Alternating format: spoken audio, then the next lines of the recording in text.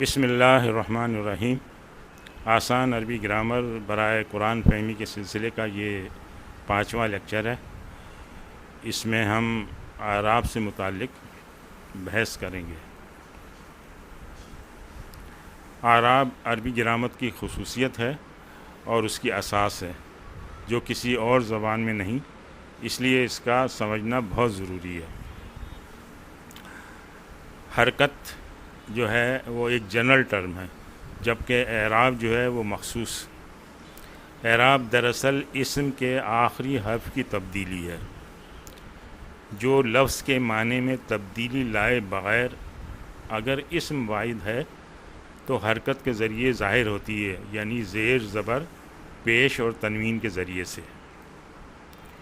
اعراب جملے میں اسم کے مقام حیثیت کا تعین کرتا ہے، جس سے اس کے عمل کا پتہ چلتا ہے۔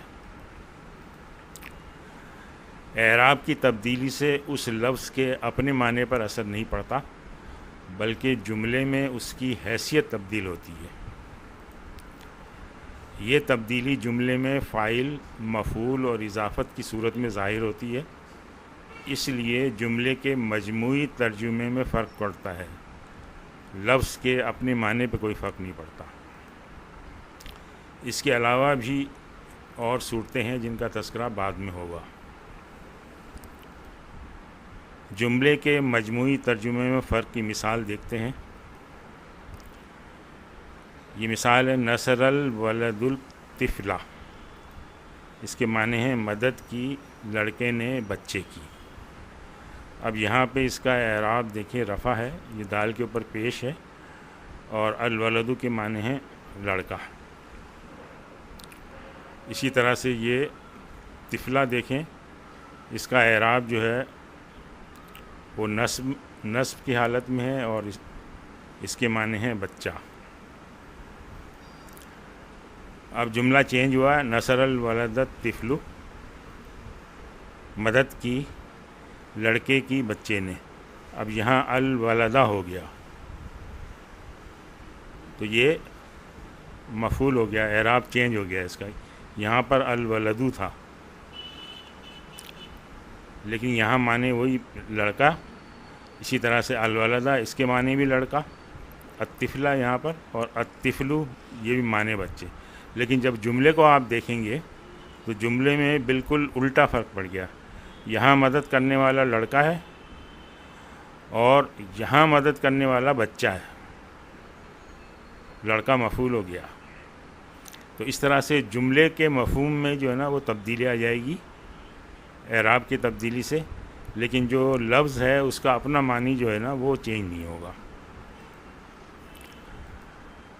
اردو کے اس جملے پر غور کریں، مدد کی حامد نے زید کی۔ اب فاعل کا تعین کرنا ہے تو اس کے لیے سوال کریں کس نے مدد کی،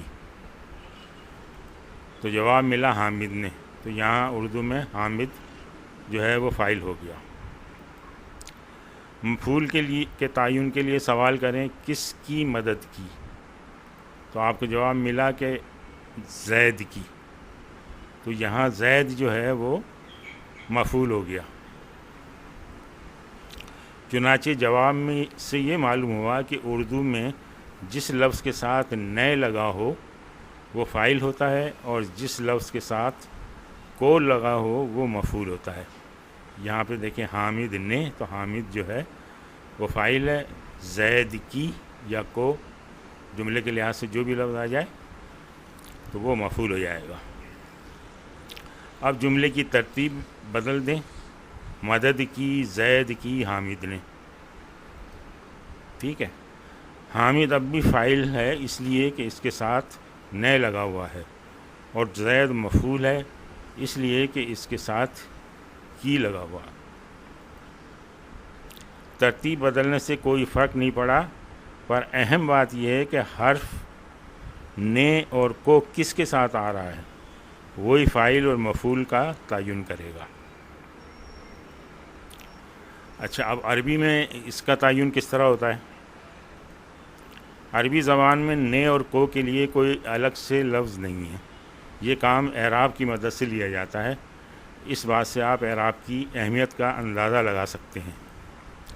دیکھیں جملہ زیر مطالعہ کا عربی ترجمہ اس طرح ہوگا، نصر حامد زیدن۔ ترتیب بدلنے پر اس طرح ہو جائے گا، نصر زیدن حامد۔ اچھا دونوں صورتوں میں دیکھیں کہ حامد فاعل ہے۔ کیوں فاعل ہے؟ دیکھیں حامد پہ یہاں پہ یہ پیش لگا ہوا رفع حالت میں، اس لیے فاعل ہے۔ یہاں بھی حامد پیش لگا ہوا رفع حالت میں، کیونکہ اس کو تنوین پیش سے ظاہر کیا گیا۔ اس طرح سے زید مفعول ہے اور اس کو تنوین زبر سے ظاہر کیا گیا۔ دیکھیں زیدن، یہاں بھی زیدن۔ لفظ آگے پیچھے کیے ہیں ہم نے، لیکن اس کا جو اعراب ہے اس کو چینج نہیں کیا ہے۔ چنانچہ معلوم ہوا کہ اگر،